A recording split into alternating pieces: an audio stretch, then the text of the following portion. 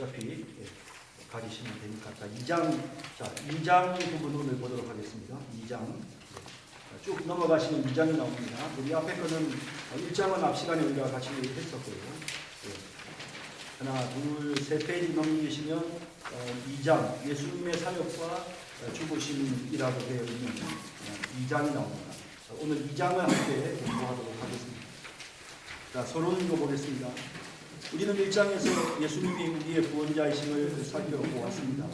예수님은 하나님이 정하신 속죄 제물이셨고 하나님과 우리를 연결하는 화목 제물이셨습니다. 이 제물이 이게 어리자인데 잘못되는 예수님이 그런 역할을 하실 수 있었던 것은 예수님이 죄 없으신 하나님의 아들이시면서 또한 진정한 인간이셨기 때문입니다. 예수님은 구약 성경의 예언대로 이 땅에 오셨고 우리를 위해 십자가에 못 박혀 죽으시고 부활하셨습니다. 이 장에서는 예수님의 사역과 예수님의 죽으심에 대해 살펴보면서 예수님이 왜 이 고통의 십자가를 지셔야 했는지를 살펴보겠습니다. 이 앞 시간에 우리가 예수님이 속죄 제물이시라는 거, 예수님이 화목 제물이시라는 거, 예수님이 그리스도시다라는 거, 예수님이 우리를 구원하실 수 있는 것은 예수님이 참 하나님이시면서도 또 죄 없는 인간이셨기 때문이다. 그리고 예수님에 대해서 구약 성경에 정말 수많은 구절들이 예수님에 대해 예언했고 그 예언이 그대로 성취된다. 그러므로 예수님은 우리의 구원자시다. 우리의 메시아시다. 그러므로 예수님이 우리의 죄를 용서하시고 우리를 구원하실 수 있다라고 하는 이런 내용을 우리가 지난 시간 함께 살펴보았는데요. 이제는 오늘은 예수님의 죽으심에 대해서 조금 더 구체적으로 생각해 보도록 하겠습니다. 자, 첫 번째, 예수님의 사역. 자, 예수님이 이 땅에 오셔서 하신 일이 뭘까? 예수님이 어떤 일을 하셨을까? 예수님이 이 땅에 오신 목적, 예수님이 하시는 일. 자, 저는 목사로서 제 사명이 있죠. 제 사역이 있습니다. 하나님의 말씀을 여러분들에게 전하는 것. 이 제일 중요한 제 사역이죠. 하나님의 말씀을 잘 전해야 합니다. 그리고 또 여러분들을 위해 기도하는 일, 이것이 제가 목사로서 하나님께서 제게 주신 사역, 사명입니다. 예수님의 사역은 뭘까? 예수님의 사명은 뭐였을까? 자, 예수님 친히 말씀하셨는데요. 마태복음 9장 13절 같이 한번 읽어볼까요? 너희는 가서 내가 긍휼을 원하고 제사를 원하지 아니하노라 하신 뜻이 무엇인지 배우라. 나는 의인을 부르러 온 것이 아니요 죄인을 부르러 왔노라 하시니라. 자, 여기 보면 예수님은 의인을 부르러 온 것이 아니고 죄인을 부르러 왔다 하셨어요. 그러니까 예수님이 자신이 왜 이 땅에 오셨는지 이유를 밝히세요. 그 이유가 뭐냐? 죄인을 구원하기 위해 오셨다. 이 예수님의 사역은 죄인을 구원하시는 것입니다. 누가복음 19장 10절도 같은 내용인데요. 같이 읽습니다. 인자가 온 것은 잃어버린 자를 찾아 구원하려 함이니라. 예수님이 이 땅에 오신 목적이 나오죠. 잃어버린 자들, 그죠? 하나님을 떠나 길을 잃고 진리를 잃어버리고 지옥의 길로 가고 있는 자들을 찾아서 그들을 어떻게 한다? 구원하실 목적으로 예수님이 이 땅에 오셨다. 예수님의 사역, 예수님의 사명은 바로 잃어버린 자를 구원하는 것입니다. 또 마태복음 11장 28절 같이 있습니다. 수고하고 무거운 짐진 자들아 다 내게로 오라. 내가 너희를 쉬게 하리라. 예수님이 이 땅에 오신 이유가 또 나오죠. 수고하고 무거운 사람들에게 쉼을 주시려고, 안식을 주시기 위해서. 그래서 예수님이 이 땅에 오신 것입니다. 수고하고 무거운 짐진 우리 모두를 우리 주님께서 불러서 우리에게 진정한 쉼, 안식을 주시기 위해 예수님은 이 땅에 오셨다. 이게 예수님의 사역, 예수님이 이 땅에 오신 이유였습니다. 요한복음 6장 31절, 35절 같이 있습니다. 예수께서 이르시되 나는 생명의 떡이니 내게 오는 자는 결코 줄이지 아니할 터이요. 예수님은 생명의 떡이세요. 이 땅의 생명으로 떡입니다. 그래서 우리가 그 떡을 먹으면 우리에게 생명이 우리에게 오고요. 그 떡을 먹으면 우리가 결코 줄이지 않습니다. 줄이지 않는다는 말은 참된 만족을 누린다라는 것이죠. 그죠? 그래서 예수님은 이 땅에 왜 오셨는가? 자신이 생명의 떡이 돼서 우리에게 참된 만족을 주시기 위해, 우리의 이 영적인 배고픔을 해결하고 우리에게 참된 만족을 주시기 위해 예수님이 이 땅에 오셨다. 이게 예수님이 이 땅에 오신 사역의 목적입니다. 자, 요한복음 8장 12절도 같이 읽어볼까요? 예수께서 또 말씀하여 이르시되 나는 세상의 빛이니 나를 따르는 자는 어둠에 다니지 아니하고 생명의 빛을 얻으리라. 여기 예수님은 어떤 분이십니까? 이 땅에 오셔서 세상의 빛이 돼서 어둠에 있는 사람들에게 빛을 비춰주시고, 그래서 예수님이 이 땅에 오셨다. 생명이 떡이 되셔서 줄인 자들을, 영적으로 줄인 자들에게 참된 만족을 주시고, 그리고 캄캄한 어둠을 방황하고 헤매이는 자들에게 빛을 비추셔서 그들에게 생명의 길을 인도하기 위해 예수님이 이 땅에 오셨다. 이게 예수님의 사역, 예수님의 사명이었다 하는 것입니다. 요한복음 10장 11절 읽어볼까요? 나는 선한 목자라. 선한 목자는 양들을 위하여 목숨을 버리거니와. 예수님은 어떤 사역을 하십니까? 선한 목자가 되셔서 우리를 돌봐주시는 거죠. 양떼를 돌보듯이. 그리고 양떼가 위험에 처하면 이 선한 목자는 양들을 위해 자신의 생명을 내걸고 이기와 싸우고 곰과 싸우고 그러면서 그 양들을 보호하죠. 그런 것처럼 예수님이 우리 이 땅에 오신 목적은 우리의 선한 목자가 되셔서 우리를 보호하고 우리를 구원하시기 위해, 바로 이런 것이 예수님의 사역이었고 이것이 예수님의 사명이었다. 이런 일을 감당하기 위해 예수님이 이 땅에 오셨으니까, 그러니 당연히 예수님은 우리의 구원자시죠. 그러니까 그렇게 이런 목적을, 우리를 구원하기 위해 이런 목적을 가지고 오셨으니까 예수님은 능히 구원하실 수 있는 겁니다. 하지만 예수님이 그런 마음을 가지셨다고 해서, 그런 목적이 있다고 해서 다 구원할 수 있는 건 아닙니다. 예수님에게는 그렇게 할 수 있는 능력이 있어야 되겠죠. 자, 그래서 예수님의 능력에 대한 내용이 성경에 많이 나오는데요. 예수님의 능력, 요한복음에 기록된 것만 살펴보면 예수님이 물로 포도주를 만드셨고 왕의 신하의 아들의 병을 말씀으로 고치셨고, 이건 지금 요한복음에만 나오는 내용을 말씀드립니다.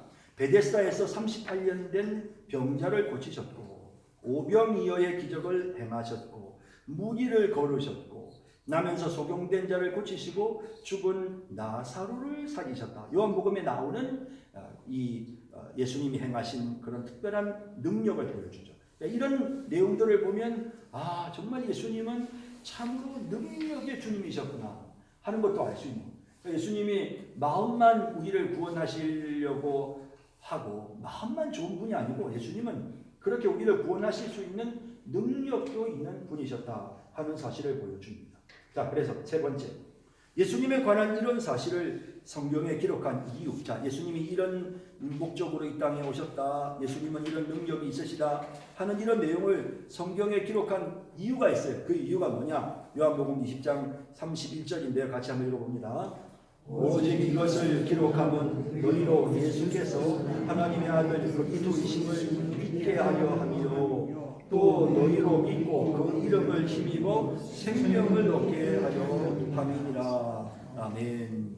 그래서 예수님께서 하나님의 아들, 우리를 구원하시는 그리스도 구원자시구나 하는 사실을 믿도록 하기 위해서, 그리고 그 예수님을 믿어서 우리가 이 생명은 영원한 생명이에요. 그죠? 참된 생명이에요.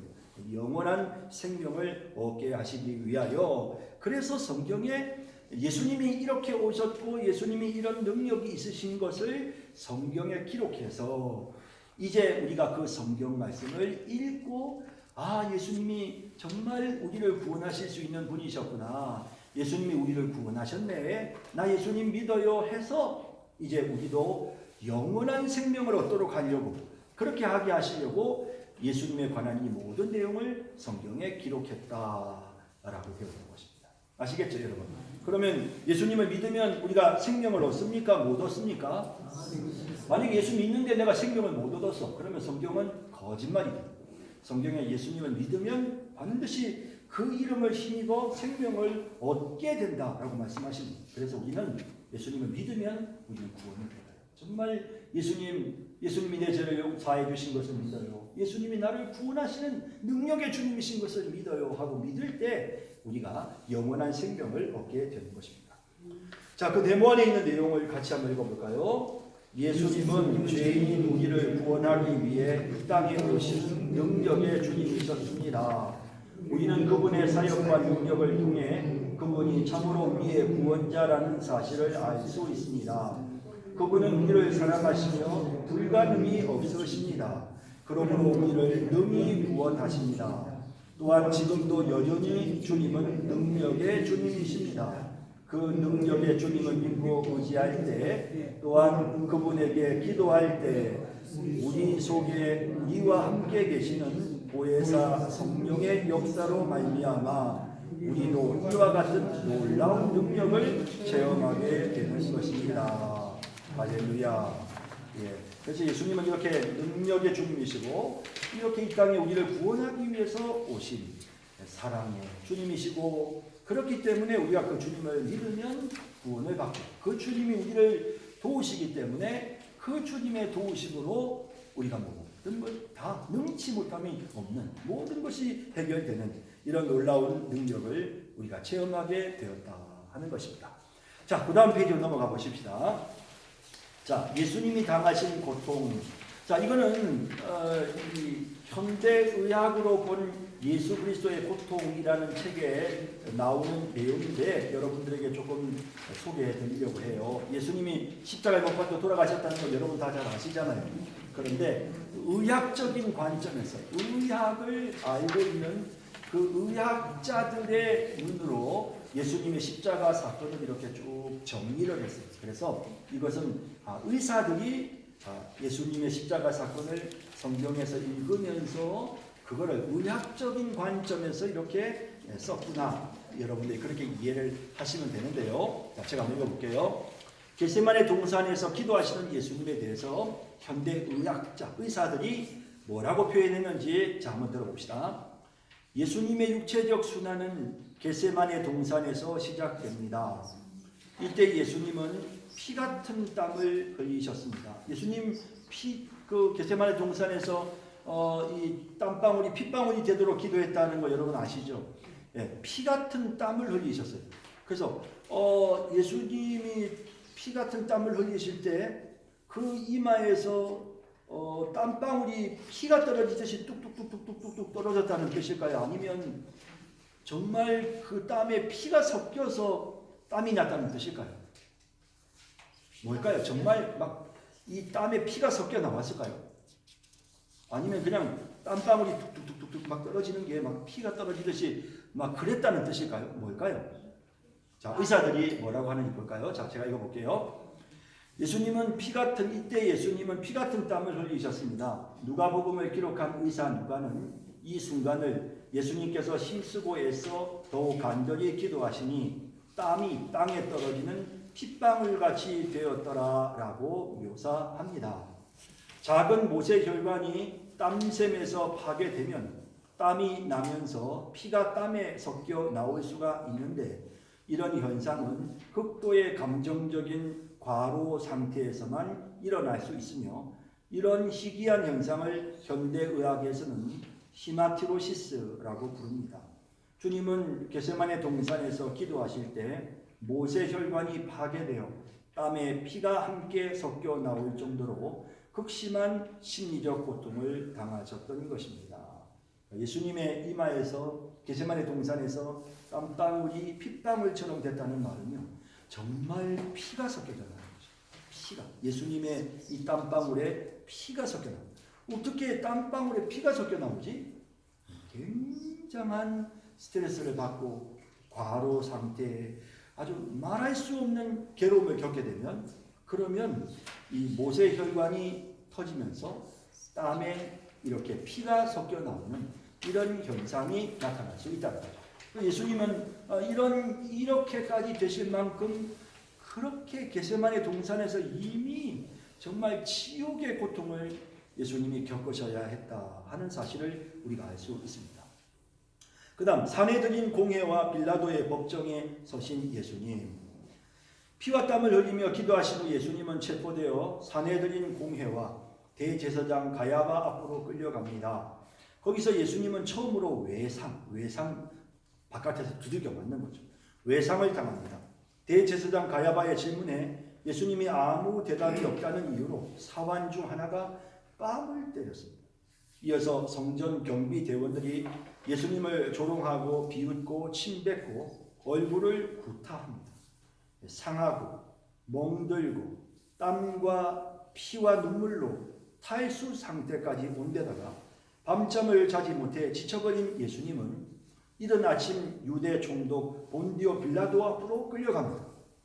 난처한 빌라도는 예수님을 헤롯에게 보내고 헤롯은 예수님을 다시 빌라도에게로 보냅니다. 빌라도는 외치는 군중의 소리에 압도되어 결국 예수님을 채찍질하고 십자가에 못 박도록 선고를 내립니다. 예수님은 이렇게 새벽에 시달리면서 두들겨 맞고 그리고는 여기로 끌려가고 저기로 끌려가고 헤롯에게로 갔다가 본디오 빌라도에게로 갔다가 그렇게 계속 끌려다니는 그런 고통을 예수님은 겪으셔야 했습니다. 자, 그 다음 채찍질 당하신 예수님입니다. 예수님이 옷이 벗겨지고 두 손은 머리 위에 있는 기둥에 묶여졌습니다. 이거는 이제 이렇게 손이 딱 묶여가지고 기둥에 이렇게 딱 채찍질할 때 항상 이렇게 채찍질한다. 두 손을 묶고 그리고 이제 딱 옷을 벗겨가지고는요. 그리고 이제 기둥에 묶는 거죠. 로마 군병들은 유대 법을 따라 40에 하나 감한매, 즉 39번을 채찍질했습니다. 로마 군병들이 가진 채찍은 무거운 가죽으로 되어 있고 채찍 끝에 납덩이와 짐승의 단단한 뼈 조각이 달려 있었습니다. 그 무거운 채찍으로 예수님의 등과 다리를 사정없이 내리쳤을 때 채찍은 피부를 찢고 피하 조직을 파고 들어가 살점을 뜯어냈습니다. 무슨 말인지 이해되시죠? 이게 휙 하면서 딱 하고 탁 당기면 살점이 붙어가지고요. 거기에 그냥 살점까지 같이 떨어져 버립니다. 그래서 그런 고통스러운 채찍입니다. 이 채찍은 정말 고통스러운 채찍입니다. 드디어 근육 속에 있는 혈관에서 피가 뿜어 나오기 시작했고 39대의 채찍질이 모두 끝났을 때 예수님의 등은 형체를 알아볼 수 없을 정도로 마치 걸레 조각처럼 너덜너덜해져 있었습니다. 원래가 이 채찍질을 왜 하느냐면요. 빨리 죽으라고 채찍질을 하는 거예요. 그러니까 십자가에다가 매달아 놓았을 때, 이제 십자가에 매달아 놨을 때 팔팔한 상태에서 매달아 놓으면 굉장히 오랫동안 안 죽잖아요. 그러면 사람들도 시신 치우기도 어렵고 막 그러니까 이 로마 군병들이 하여튼 피가 터져서 심지어는 채찍질을 하다가 창자가 터져나기도 하고요. 그렇게 해야 빨리 죽으니까. 그래서 그렇게 거의 완전히 죽을 만큼 채찍질을 하는 거예요. 그렇게 해서 피가 쏟아져 나오고 막 장기가 드러나 보일 정도까지 그 정도로 심한 매질을 합니다. 그렇게 한 다음에 로마 군병들은 예수님을 왕이라 희롱하면서 자색 옷을 입히고 긴 가시들로 덮인 가시더미를 모아 왕관을 만들어 예수님의 머리에다가 다 씌웠습니다. 머리는 신체 중에서도 많은 혈관이 있는 곳이기에 많은 피가 머리에서 흘러내렸습니다. 혈관이 많이 지나기 때문에 여기를 꽉 누르면 굉장히 많은 피가 흘러내립니다. 멸시와 조롱을 다한 후에 로마 군병들은 예수님의 자색 옷을 잡아챘습니다. 자색 옷을 입혔다가 그 다음에 자색 옷을 확 잡아채고 벗겨버리는데 그 자색 옷에는 이미 예수님이 흘리신 피와 상처에 있는 혈청이 달라붙어 있습니다. 그 옷을 잡아채는 것은 마치 상처를 감싼 붕대를 마구 잡아 뜯어내는 것과 같아서 고통과 함께 상처 부위에서 다시 피가 흘러내리기 시작했습니다. 십자가를 지신 예수님. 그들은 예수님의 옷을 돌려주고 무거운 십자가를 예수님의 어깨에 지게 하고는 성문 밖으로 나가 골고다 언덕을 향해 걸어갑니다. 그 거칠고 무거운 십자가는 그분의 어깨와 찢어진 피부 속의 근육을 도려내듯이 비벼댔습니다. 그 다음 페이지입니다. 피를 흘린 충격과 심신의 피곤함은 똑바로 서서 걸으려고 애를 쓰셨으나 십자가의 무게를 감당하지 못하고 계속 쓰러지셨습니다. 쓰러질 때마다 길을 독촉하는 로마 군병은 그 무겁고 잔혹한 채찍으로 사정없이 예수님을 내리칩니다. 순환의 길. 지금도 이제 예루살렘에 가면요, 이 비아돌로로사라고 해가지고 이게 완전히 이 시장 통길 같아요. 이 골목길, 우리 서부 시장 여기 보면 골목 있잖아요. 그런 것처럼 예수님 올라가는 그 골목이 꼭 골목처럼 돼 있어요. 뭐 옛날에 예수님 당시에는 그렇지 않았겠지만 그 길에 이제 사람들이 물건을 파는 순례자들이 하도 지나가니까 물건 팔려고 막 옆에다 이렇게 막 상점들을 자꾸 만들다 보니까 이제는 거의 골목처럼 되어 있는데 이 골목길 같은 데를 가다 보면 곳곳에 예수님이 쓰러졌던 장소가 표시되어 있어요. 그래서 예수님이 쓰러졌던 너무 무거운 십자가를 지고 가다가 예수님이 쓰러지면 또 로마 군병이 채찍질을 하고 그럼 예수님 또 다시 일어나면 또 가다가 또 쓰러지고 채찍질을 하고 그러면 그 뒤따르던 여인들이 그 유대 여인들이 계속해서 우는 거죠. 우는 성경에 보면 울었다라고 그렇게 되어 있는 내용들을 보게 됩니다. 네, 쓰러질 때마다 길을 독촉하는 로마 군병은 그 무거운 잔혹한 채찍으로 사정없이 예수님을 내리칩니다. 채찍의 고통이 너무도 커서 주님은 다시 일어서셨지만 그러나 이내 다시 쓰러지기를 거듭한 끝에 주님은 완전히 쓰러져 잔혹한 로마 군병의 채찍에도 불구하고 더 이상 일어서실 수가 없었습니다. 결국 로마 군병들은 건강한 북아프리카의 부경꾼 구레네 시몬을 잡아 십자가를 대신 지고 가게 해야만 했습니다. 그러니까 이제 십자가를 갖고 가야 매달릴 수가 있잖아요. 매달릴 수가 있으니까 십자가는 반드시 가지고 가야 되는데 그런데 십자가 쓰러지니까 계속 때리는 거죠. 일어날 때까지. 근데 예수님이 너무 이제 약해지셔가지고 일어나지를 못하시니까 그러니까 때리다가 예수님이 안 일어나시니까 그러니까 이제 주변을 보고 구레네 사람 시몬이 있는 걸 보고 그 사람을 군병들이 붙잡다가 대신해서 십자가를 짊어지게 합니다. 이 구레네 사람 시몬은 어쨌든 예수님의 십자가 억지로 졌지만 그러나 이 사람이 정말 신실한 초대교회, 신실한 믿음의 사람이 되죠. 억지로라도 십자가를 졌지만 나중에 그 후손들이 믿음의 자리에 섭니다. 그런 모습. 성경에 보면 구레네 시몬의 자녀들에 대한 이 내용들이 또 이름들이 나옵니다. 자, 이렇게 이제 구레네 시몬을 대신 지고 십자가를 지고 가게 해야만 했습니다. 그다음 골고다에서 십자가에 못 박히신 예수님. 골고다에서 예수님의 고독과 속옷이 벗겨졌습니다. 근데 우리는 보통 사진이나 그림 보면 예수님 속옷 입고 계시죠? 속옷 입고 계시죠? 로마 군병들이 속옷 입혀줬을 것 같습니까? 절대로 다 벌거벗겼어요. 그래서 예수님 속옷 못 입었는데 그림을 그리면서 예수님의 벌거벗은 모습을 그리기는 어려우니까 그래서 옛날 화가들이 다 예수님이 하얀 속옷을 입은 것처럼 이렇게 표시를 하는 거지 실제로 예수님은 속옷 안 입으셨어요. 완전히 벌거벗겨서 수치와 부끄러움을 당했기 때문에 성경에 보면 여자들이 멀찍이 서서 예수님을 바라봤다고 되어 있어요. 근데 물론 예수님의 어머니 마리아와 그리고 또 뭐 수산나와 가까운 그 이모와 이런 사람들은 예수님의 십자가 안에 있었지만 그러나 대부분의 여자들은 멀찍이 서서 예수님의 십자가를 바라볼 수밖에 없어요. 다 벌거벗겨. 그래서 겉옷은 찢어가지고 나눠가고요.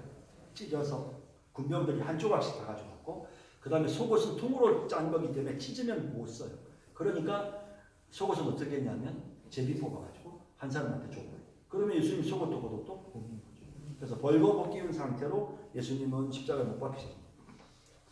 그 수치와 부끄러움 속에서 로마 군병은 예수님의 손목 앞에 약간 오목한 곳을 손으로 더듬었습니다. 로마 군병은 무겁고 네모진 단철 못을 예수님의 손목을 뚫고 나무에 박았습니다. 이제 이런 이야기들을 해요. 그러니까 이제 제가 지금 말하는 데는 여기거든요. 여기 손목 밑에 여기 오목한 거. 그러니까 만일에 보통 사람들을 여기다가 못을 박으면요. 여기다 그냥 보통 사람들이 여기 못을 박으면 이게 체중을 못 이겨서 찢어진대요. 그래서 못 박아 놓으면 체중을 못 이겨서 결국에는 이게 찢어져서 사람이 떨어져 버려요. 그래서 여기다가 못을 박는다는 거죠. 여기다가 못을 박으면 이게 이제 이 뼈가 이게 고정이 되기 때문에 그래서 이제 이게 못을 여기다가 박아야만 이제 이게 몸이 지탱이 되고 떨어지지 않는다, 찢어지지 않고 매달려 있다는 거죠. 그래서 이제 또 어떤 사람들은 예수님의 손바닥에 못을 박는 대신에 밧줄로 손을 묶었다고 합니다. 그러니까 손을 밧줄로 묶고 손바닥에다가 못을 박을 수도 있는 거죠. 그렇게 했을 수도 있고 아니면 그냥 여기다가 손목에 못을 박아서 걸었을 수도 있고.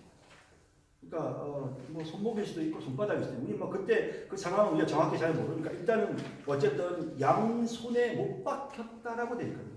그러니까 양손. 그러니까 양손이라고 하니까 그거는 여기일 수도 있고 여기일 수도 있고. 그래서 뭐 양쪽 다 우리가 생각할 수 있습니다. 그리고 나머지 한쪽 손에도 그리고 양발을 포개어 놓은 후에 발목에 못을 박기 시작했습니다. 그래서 양발은 포개해 가지고 발목에 못을 박기 시작합니다. 예수님이 십자가에 못 박혔습니다. 점차 힘이 빠져 손목에 박혀 있는 못이 몸무게를 지탱하자. 이 손목에 이렇게 힘이 빠져 다리에도 못을 박혔지만 다리를 이렇게 힘을 지탱하면 다리가 또 아프잖아요. 그러면 또 다리 힘을 빼면 여기 이 손이 이제 지탱을 하니까 손이 또 아프잖아요. 그러니까 손이 아팠다가 다리가 아팠다를 반복하게 되는데 그런데 이제 점차 힘이 빠져 손목에 박혀 있는 못이 몸무게를 지탱하자 무서운 아픔이 예수님의 손가락과 발가락 뇌로 전달됩니다. 손목에 박혀있는 못들은 중추의 압박을 가하기 시작했습니다. 고통을 피하기 위해 몸을 위로 밀어 올리자 몸무게 전체가 다리에 박힌 못에 치워졌고 그러자 온몸에 경련이 일어나면서 근육 자체가 전체에서 사정없이 쑤셔대는 아픔이 몰려오기 시작합니다. 다시금 팔에 몸무게가 실리게 되자 다리가 너무 이제 힘이 드니까 팔에다가 몸무게를 실리게 되자 가슴 근육이 마비되고 늑간 근육도 재구실을 못하게 되었습니다. 그러니까 팔에다가 딱 매달려서 있으면요 숨을 못 쉬는 거예요. 사람이 숨을 쉬어야 되는데 팔에다 딱 이렇게 매달려 있으면은 숨을 못 쉬는 거예요. 그럼 숨을 쉬려면 몸을 밀고 올려야 돼요. 그래야만 숨을 쉴 수가 있는 거예요. 이제 그런 모습을 지금 보여주는 겁니다. 그래서 공기를 흡입할 수는 있지만 내쉴 수는 없었습니다. 짧은 호흡이라도 얻기 위해 몸무게를 지탱하고 몸을 위로 밀어 올리고자 안간 힘을 쓰셨습니다. 발작적으로 호흡을 위해 몸을 위로 밀어 올리는 노력이 시작됩니다. 올려서 숨쉬고 또 밀어 올려서 숨쉬고 또 이런 상황이 됐다는 거죠. 오전 9시 십자가에 못 박히신 그분은 3시간을 견디셨습니다. 정오에 갑자기 내리 덮인 캄캄한 어둠 속에서 그분은 계속 아파하셨습니다. 5시간이 지나갔습니다. 말로 형용할 수 없는 아픔, 관절 마디를 부수는 듯한 경련, 때때로 일어나는 부분적인 질식, 호흡을 위해 몸을 위로 밀어 올리고 내릴 때마다 채찍질로 찢겨진 등이 다시 거친 나뭇결에 의해 찢어지는 고통이 몰려오고 심장이 압박되기 시작하자 심하게 으깨는 듯한 고통이 가슴 깊숙이 파고들었습니다. 그리고 인류의 죄를 지시고 하나님께로부터도 버림을 받으신 예수님은 말할 수 없는 심리적 고통 때문에 심장이 파열되기에 이릅니다. 심장이 파열이 되어요. 그래서 심장이 기능을 멈춰버리는 거죠. 죽으신 후에 옆구리를 창으로 찔렀을 때 예수님의 몸에서 피뿐 아니라 물이 나왔다는 것은요. 심장이 이게 망가졌다는 것을 보여주는 증거입니다. 그래서 너무 이 인류의 죄를 짊어지신 그 예수님의 그 마음의 그 고통이 너무나도 커서 심장이 파열되는 그런 고통을 예수님은 십자가에서 당하셨습니다. 예수님의 죽음. 이제 거의 모든 것이 끝나가고 있습니다. 세포 조직의 분비에게 유체는 위기 상태에 이르고 이미 심령의 고통으로 파열된 심장은 전혀 자기 기능을 다하지 못합니다. 시달림 받는 폐는 약간의 공기라도 흡입하려고 필사적인 노력을 계속합니다. 탈수가 많은 세포 조직은 다량의 자극을 뇌에 전달했습니다. 인간이 당할 수 있는 최고의 고통, 바로 그 고통의 절정에서 주님은 마침내 절규합니다. 내가 목마르다. 의사들이 이렇게 예수님의 그 죽음의 상황을 이렇게 보면서 예수님이 어떤 통증과 어떤 괴로움을 겪으셨을까를 의학적인 관점에서 쓴 글인데요. 이제 이런 글을 읽어보면 정말 예수님이 얼마나 힘드셨을까를 우리가 느끼게 되는 것입니다. 자, 그런데 다섯 번째. 예수님이 십자가에서 이런 고통을 당하시고 죽으신 이유가 뭔가? 왜 예수님이 이런 고통을 당하셔야 했습니까? 로마서 5장 8절 10절. 우리가 아직 죄인되었을 때 그리스도께서 우리 마지막 페이지입니다. 마지막 페이지, 제일 마지막. 우리를 위하여, 맨 마지막 페이지, 맨 마지막. 우리를 위하여, 맨 마지막 페이지입니다. 뒤에 쉰 거입니다. 우리를 위하여 죽으심으로 하나님께서 우리에 대한 자기의 사랑을 확증하셨다. 우리를 위해 죽어주심으로써 우리에 대한 하나님의 사랑을 확증하셨습니다. 곧 우리가 원수 되었을 때 그의 아들의 죽으심으로 말미암아 하나님과 화목하게 되었으니 화목되게 된 자로서 더욱 그의 살으심으로 말미암아 구원을 받을 것입니다. 이렇게 하나님과 우리 사이를 화목하게 하시기 위해서 하나님이 우리를 사랑하시는 그 사랑을 확증하기 위해서 예수님이 이 모진 십자가의 고통을 겪으셔야 했다는 것이죠. 히브리서 10장 19절 20절. 그러므로 형제들아 우리가 예수의 피를 힘입어 성소에 들어갈 담력을 얻었나니 그 길은 우리를 위하여 휘장 가운데로 열어놓으신 새로운 사익이요 휘장은 곧 그의 육체니라. 지성소 안으로 들어가야 되는데 못 들어가죠. 그런데 성소의 휘장 위에서부터 아래로 찢어졌어요. 예수님이 십자가에 못 박혀 죽으셔서 그 육체가 찢어지는 고통을 당할 때 성소의 휘장이 찢어지면서 이제 우리가 하나님께로 나아갈 수 있는 이런 길이 열렸다 하는 것입니다. 그리고 히브리서 9장 13절 14절. 염소 항소의 피와 암송아지의 죄를 부정한 자에게 뿌려 그 육체를 정결하게 하여 거룩하게 하거든. 하물며 영원하신 성령으로 말미암아 흠없는 자기를 하나님께 드린 그리스도의 피가 어찌 너희 양심을 죽은 행실에서 깨끗하게 하고 살아계신 하나님을 섬기게 하지 못하겠느냐. 지난번에 계속 말씀드렸지만 어린 양에게 내 죄를 이 어린 양에게 전가시킵니다. 어린 양에게 전가시킵니다. 그렇게 해놓고는 내 거짓말한 죄, 미워하는 죄 전가시킵니다. 하고는 칼을 가지고 목을 베가지고 이 어린 양이 피를 철철 흘리면서 쏟아지면 그 피를 받아서 하나님 앞에 속죄의 제사를 드려서 이제 내 죄가 용서됐구나 하는 거죠. 그렇지만 이 어린 양 가지고는 그 많은 죄를 씻을 수가 없었다. 또 돌아서면 또 죄짓고 또 죄짓고. 근데 예수님이 자신의 몸으로 우리의 모든 죄를 다 짊어지고 십자가에서 그 고통을 당하면서 돌아가십니다. 다 이루었다 라고 말씀하시면서 예수님이 십자가에 못 박혀 죽으셨다. 그죠? 그렇게 예수님이 죽으심으로 우리의 모든 허물과 죄를 씻어주셨기 때문에 그래서 이제는 우리가 하나님께 나아갈 수 있는 하나님 앞으로 나아갈 수 있는 이런 특별한 은총을 받게 됩니다. 고린도후서 5장 21절. 하나님이 죄를 알지도 못하신 이를 우리를 대신하여 죄로 삼으신 것은 우리로 하여금 그 안에서 하나님의 의가 되게 하려 하십니다. 우리를 의롭게 만드십니다. 예수님이 이 고통을 당하셨다. 우리의 죄를 씻어주기 위해서 이 고통을 당하셨다. 베드로전서 2장 24절 25절. 친히 나무에 달려 그 몸으로 우리 죄를 담당하셨으니 이는 우리로 죄에 대하여 죽고 의에 대하여 살게 하려 하십니다. 그가 채찍에 맞음으로 너희는 나음을 얻었나니 너희가 전에는 양과 같이 길을 잃었더니 이제는 너희 영혼의 목자와 감독 되신 이에게 돌아왔느니라.